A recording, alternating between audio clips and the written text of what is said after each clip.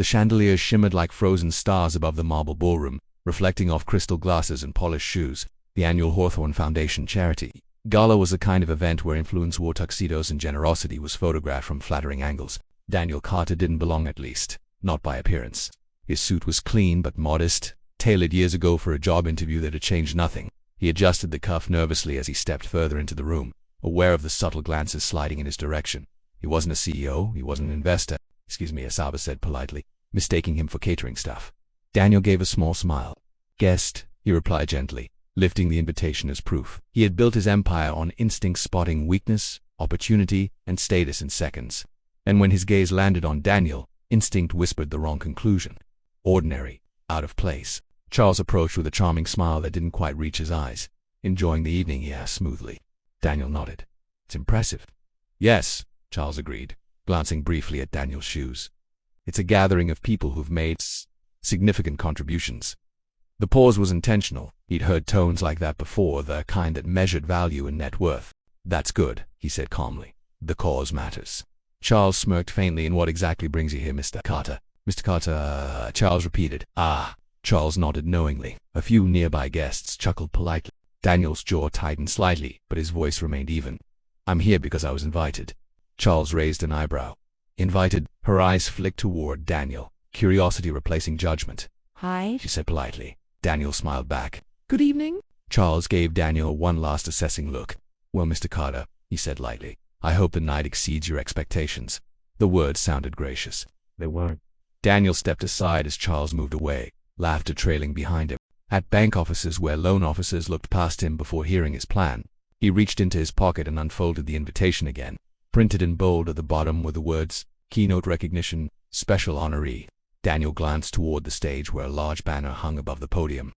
Tonight's program would soon begin.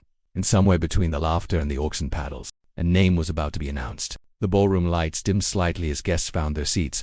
A soft instrumental melody filled the space while waitstaff cleared glasses and adjusted centerpieces. Applause rippled through the crowd. Charles Hawthorne sat confidently at the front table, nodding in approval as the foundation's achievements were listed.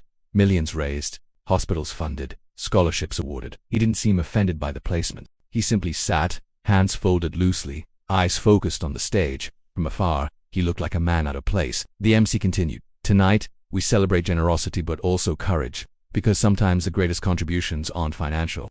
A few heads tilted curiously. "They always add drama before the final pledge drive," he whispered lightly. The MC's tone shifted. 3 years ago, during the Riverside apartment fire, dozens of families were trapped. Smoke filled the stairwells. Emergency services were delayed. While others fled, the MC continued, one man ran back inside. Not once, not twice, but 6 times. A few guests exchanged surprised looks, carrying children, guiding the elderly, refusing to leave until the final apartment was cleared. Charles frowned slightly. He hadn't reviewed this part of the program in detail. The foundation later discovered that this man declined public recognition. But tonight, we are correcting that. Daniel inhaled slowly. "Please join me in honoring this year's Special Recognition Award recipient." A deliberate pause. Silence fell, not confusion, but stunned realization. Every head in the ballroom turned toward the back, where the ordinary single dad slowly stood. Daniel adjusted his jacket, not proudly, not nervously. As he began walking down the aisle, the choir transformed into applause. Not polite, not obligatory, rising, growing. By the time he reached the front, the entire ballroom was standing. Charles remained seated half a second too long, and the name Charles had dismissed was now echoing through his own ballroom. Daniel reached the stage under a storm of applause that felt louder than the fire alarms he still heard in his dreams. The MC handed him the glass award, its edges catching the chandelier light as cameras flashed. Up close, the ballroom looked different, smaller, quieter. Daniel glanced briefly toward the front table. Charles Hawthorne held his expression steady, but the color in his face had shifted. "Mr. Carter," the MC said warmly, "would you like to say a few words?" Daniel stepped toward the microphone. For a moment, he simply looked out at the sea of tuxedos and evening gowns. The same room that had measured him in seconds now waited for him to speak. "I wasn't expecting this," he began calmly. His voice carried easily, steady and unforced. "And honestly, I didn't want it." A few soft chuckles passed through the crowd. "When the fire started," he continued, "I wasn't thinking about being brave. I was thinking about my daughter." He paused. "She was asleep in our apartment when the alarms went off. I got her out first." His jaw tightened slightly at the memory. "But I could still hear others screaming." The ballroom was completely silent now. "I don't know what made me turn back," he said. Maybe instinct. Maybe fear of living with myself if I didn't. Emily's eyes shimmered slightly. Daniel glanced at the award in his hand. There were people with more money in that building. People with more influence. But in that moment, none of that mattered. His gaze shifted, not accusing, just honest. Titles don't carry people down smoke-filled stairs, he said quietly. People carry people. The words landed heavier than any speech written by a PR team. Charles felt it. Daniel continued. I'm grateful the foundation supports families like mine truly, but I hope we remember something tonight. He straightened slightly. Generosity isn't about the size of the check, it's about showing up when it's uncomfortable. A murmur of agreement rippled through the room. Daniel softened his tone. I didn't save those families alone. Firefighters arrived. Neighbors helped. Strangers opened doors. Courage is rarely one person's story. He stepped back slightly from the microphone. But if my name being announced tonight reminds even one person that you don't need wealth to make an impact, then I'm honored. Applause erupted again, stronger this time. Charles found himself clapping genuinely now, not out of obligation, but respect. As Daniel stepped off the stage, Emily stood directly in his path. You never told anyone, she said softly. Daniel gave a small shrug. Didn't feel necessary. She smiled faintly. It does now. Across the ballroom, Charles Hawthorne watched carefully because the man he had underestimated, who had just redefined influence in his own house. When Daniel stepped down from the stage, the applause followed him like a wave that refused to fade. Guests who had barely acknowledged him earlier now extended hands, offered congratulations, asked questions. Investors nodded respectfully. Board members whispered about authentic leadership. The atmosphere in the ballroom had shifted subtly, but undeniably. Charles Hawthorne watched it all. He had built industries, funded hospitals, and influenced policy. But tonight, influence had slipped out of his control and landed in the steady hands of a man who never asked for it.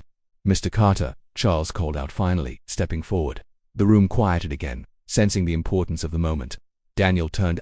Charles extended his hand, not the rehearsed handshake of a businessman, but a firm, deliberate one. I owe you an apology, he said clearly enough for nearby guests to hear. Daniel held his gaze. For what? For assuming, Charles admitted.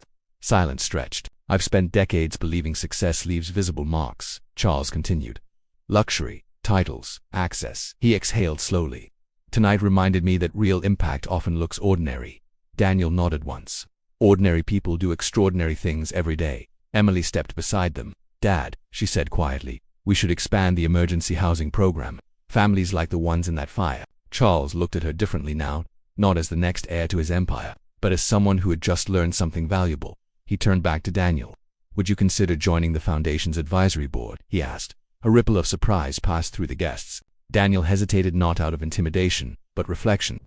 If it means focusing on families who don't usually get invited into rooms like this, he said calmly. Then yes. Charles nodded firmly. It does. Weeks later, the Hawthorne Foundation announced a new initiative, community safety grants, led by advisory member Daniel Carter. Media outlets praised the move. Donations increased, but more importantly, families in overlooked neighborhoods received funding for fire prevention systems and emergency preparedness training. At the next gala, something else changed. Seating charts were adjusted. Recognition segments included teachers, nurses, volunteers, names that didn't usually headline events. And when Daniel walked into the ballroom that year, no one mistook him for staff. Emily approached him first. You know, she said lightly, my dad's been quoting your speech at board meetings. Daniel smiled faintly. I hope he's editing the dramatic parts. She laughed. Not at all. Across the room, Charles raised a glass in Daniel's direction, not as a billionaire to a guest, but as one leader to another. Because sometimes the person you mock in passing is the one whose name reminds you what truly matters.